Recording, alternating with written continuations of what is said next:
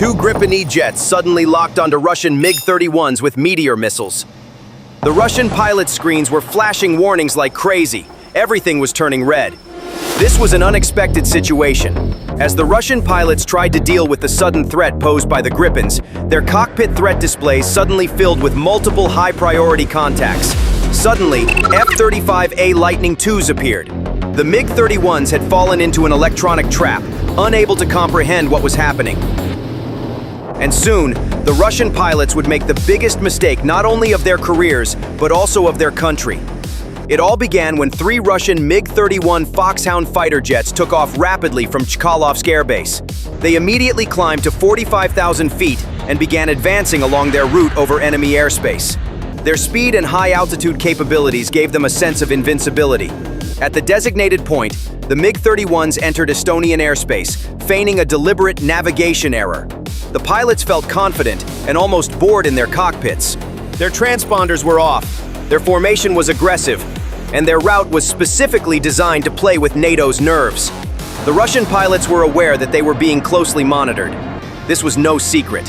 However, their critical mistake was completely misinterpreting the nature and purpose of this surveillance.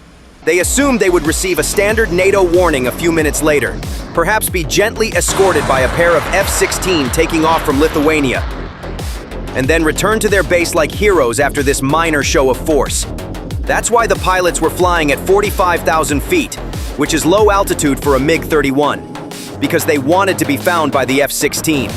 The MiG-31's Mach 2.83 speed and 82,000-foot altitude were impossible for the F-16s to reach. An F-16 jet could not fly above 50,000 feet, which would spoil the Russian pilots' fun.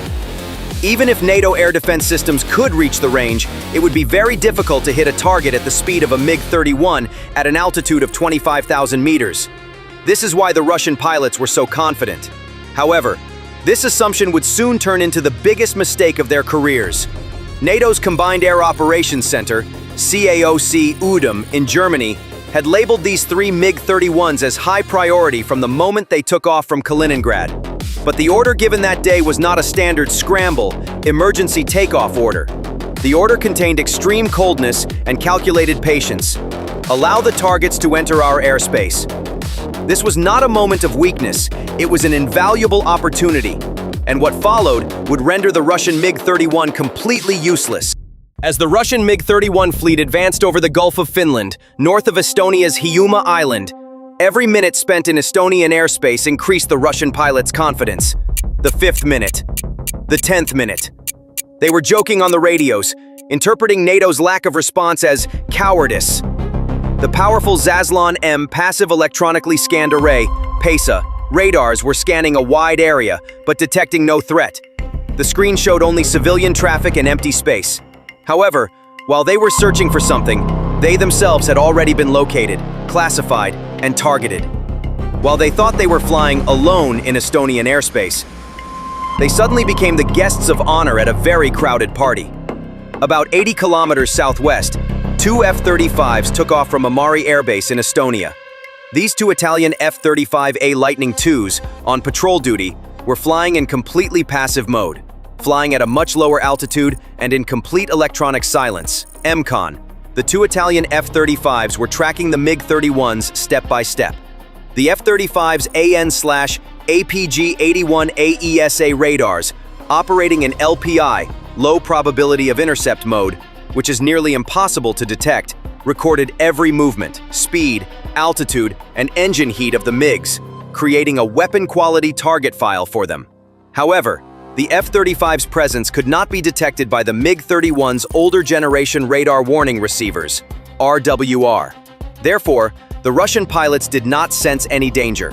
The F-35s were operating like electronic vacuum cleaners.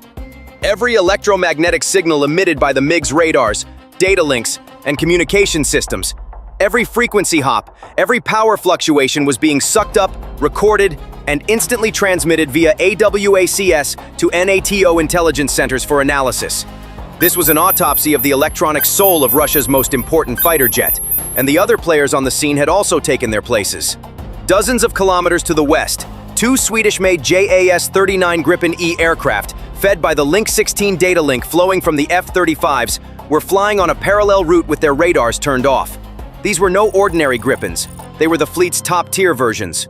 While it had no official nickname in aviation circles, it was an open secret that the Gripen E was designed with a single primary adversary in mind: advanced Russian fighters and air defense systems. Its Raven ES-05 AESA radar, sophisticated electronic warfare EW and jamming suite, and most importantly, its ability to use the sensors of all other friendly elements in a network as if they were its own eyes, made it a true Russian hunter. Its mission was to electronically blind the enemy before seeing it, hunt it down using data from the network, and disappear if necessary. A single-word order came from CAOC UDM for the Gripen fighters: engage! Just as the Russian pilots were thinking, this is too easy, the world in their cockpits suddenly collapsed. First, the screens of the Zaslon M radars filled with meaningless signals, interference, and false targets. For a moment, they thought it was a system malfunction, but then their communication systems also cut out with static. Seconds after the electronic attack, the MiG-31's radar warning receivers began screaming at a previously unheard intensity and power with a radar lock. This was not a malfunction. This was an attack. Within seconds, looking out the cockpit windows, they saw two JAS-39 Gripen E aircraft in climb position, their wingtips loaded with the latest generation Meteor and IRIS-T air-to-air missiles. Both Gripen E aircraft had activated their radars and locked onto all three MiGs simultaneously. Without even establishing visual contact, the Gripen E aircraft had completely crippled the MiG-31 fleet's electronic awareness using their advanced electronic warfare suites. They had left them blind and deaf. By the time the Russian pilots noticed them, the Gripens had already moved into ideal firing positions and released their missile locks. It was a complete tactical surprise. As the Russian pilots reeled from the shock of this sudden threat, their threat screens lit up further with the activation of F-35s. Now, they were not only blind and deaf, but also completely trapped. In the midst of this chaos, two Gripen fighters appeared calmly and professionally right next to the MiG-31s, as if on a training flight.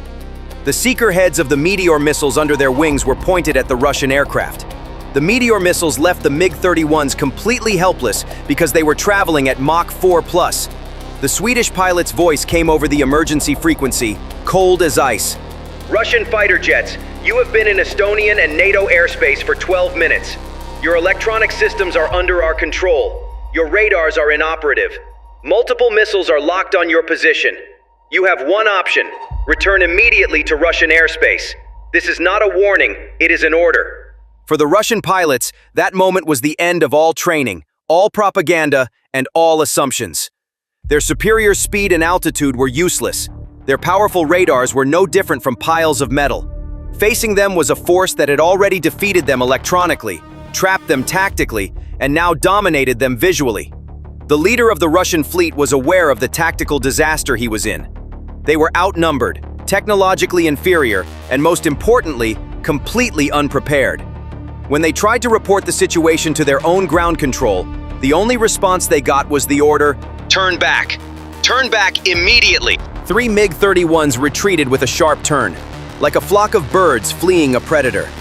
The Gripen fighters did not let them go until they had completely left Estonian airspace. The F-35s, meanwhile, continued to record the entire retreat, the Russian pilots' panicked maneuvers and their communication attempts, shadowing them like invisible specters. Not a single shot was fired at the end of this operation, but this was a defeat far more crushing than any physical clash. NATO had not only protected its airspace, it had also demonstrated, in a 12-minute lesson-worthy display, how helpless one of the most advanced fighter jets could be against a modern, network-centric warfare concept. Russian pilots returned to their bases not only with a mission report, but also with the jarring reality of how far behind their technology and tactics had fallen. After this incident, any subsequent deliberate and aggressive violation of NATO airspace would be met with lethal force under predefined conditions. This decision had the full support of Estonia, Poland, Sweden, and Germany. Even US President Trump made his position clear. Well, I don't love it. I don't love it. I don't like it when that happens. Such rogue behavior should not be tolerated. They should be shot down if necessary. So, could NATO jets shoot down the MiG-31? On paper, the MiG-31 Foxhound's capabilities were formidable. With a service ceiling exceeding 80,000 feet, approximately 25 kilometers, and a speed of Mach 2.83, nearly 3 times the speed of sound. It was the world's fastest and highest-flying operational fighter aircraft. So, how could such a target be stopped in an air-to-air combat? We saw how it could be stopped at low altitude on September 19th.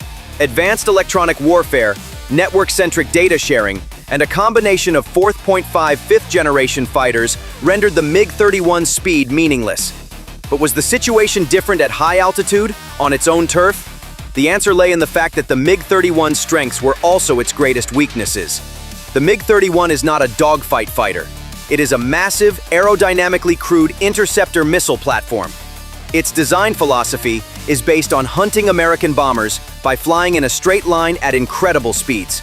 At Mach 2.8 and 80,000 feet altitude, this aircraft's turning radius is tens of kilometers.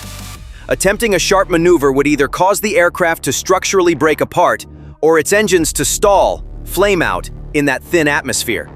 In short, it couldn't apply the G-force required to evade a modern air-to-air missile. It was a fast target, but also a target traveling in a straight line. On the other hand, its infrared and radar signatures are also a major disadvantage. Physics is unforgiving. A fuselage cutting through the air at Mach 2.8 generates tremendous frictional heat. When flying at this speed, the MiG-31 becomes a giant infrared beacon glowing in the sky. For modern electro-optical targeting systems, EOTS, found on aircraft like the F-35 or the latest generation of IR-guided missiles, AIM-9X, Sidewinder, ASRA-AM. This is a perfect target that can be detected from hundreds of kilometers away. On radar, such a high speed instantly distinguishes it from slower targets due to the Doppler effect. It was impossible to conceal. Another weakness is electronic vulnerability. The September 19 operation proved that the MiG-31's electronic warfare and situational awareness systems are generations behind NATO standards. This situation did not change at high altitude. With the new engagement rules in place, the next MiG-31 violation may no longer be an intelligence-gathering mission, but a kill mission. The systems NATO would use to carry out this mission rely on the lethal synergy of an integrated network rather than the capability of a single platform. Here are the key components of this network that could successfully target a high-altitude MiG-31. In air-to-air combat, the MiG-31 may appear unrivaled at high altitudes. However, at this point, the Gripen E or a Eurofighter Typhoon enters the scene to play the role of the hunter. These aircraft may be flying at a lower altitude, such as 50,000 to 60,000 feet, like the F-35. They receive ready and processed targeting data from the F-35. The pilot pulls the trigger. The weapon launched is not a standard air-to-air missile. It is the MBDA Meteor. The Meteor has a solid fuel rocket motor as well as a ramjet engine. This means it can use air to fuel its engine and generate thrust for most of its flight. After launch, the Meteor climbs steeply, loft maneuver. While climbing to 80,000 feet, a standard missile would run out of energy and slow down. However, the Meteor's ramjet engine kicks in at this altitude and continues to accelerate the missile to speeds exceeding Mach 4. When a MiG-31 pilot receives a missile warning at a very late stage, they have two options: evade or maneuver. At Mach 2.8, they cannot escape a ramjet missile approaching at Mach 4+. Meteor reaches speeds of approximately 4,900 kilometers per hour and maintains this speed. It is physically impossible for a MiG-31 traveling at Mach 2.83, approximately 3,465 kilometers per hour, to evade a target continuously approaching it at Mach 4+. Attempting to maneuver is also physically impossible, as previously stated. Thanks to its enormous no-escape zone, the Meteor retains its energy and maneuverability until it reaches its target. For the MiG-31, this is a completely hopeless situation. Another impossibility regarding the MiG-31's escape is that the Meteor missile has a range of 200 kilometers. In air-to-air combat, there are many variables such as firing direction, angle, and so on. However, in a head-on engagement, a Meteor missile has a high probability of catching and shooting down a MiG-31 flying at high speed from a distance of 100 to 130 kilometers. Even in the most challenging scenario, i.e., high-altitude rear engagement, the Meteor missile can still intercept the MiG-31 from a distance of 30 to 50 kilometers. Another option for air-to-air combat is the latest version of NATO's standard BVR missile, the AMRAAM. This missile poses a serious threat to the MiG-31. Thanks to its increased range, more advanced rocket motor, and two-way data link, the AIM-120D can receive target updates from platforms such as the F-35 or AWACS, even after launch. The rocket motor propels the missile to approximately Mach 4, about 4,900 kilometers per second. Although it begins to lose this speed towards the end of its flight, this overwhelming initial speed advantage quickly closes the gap with the MiG-31, which flies at Mach 2.83. This forces the MiG pilot into defensive maneuvers that consume speed and energy to survive, making him an easier target for a second Meteor or another missile coming from behind. In the operations room at Kayak Udom, when the red icons on the giant screen left Estonian airspace and headed east, there was not relief in the room, but quiet satisfaction. Russia's provocation had not only been countered, but also turned into an intelligence opportunity. The Russians' critical mistake was assuming NATO's presence in the Baltics was merely a symbolic air policing force.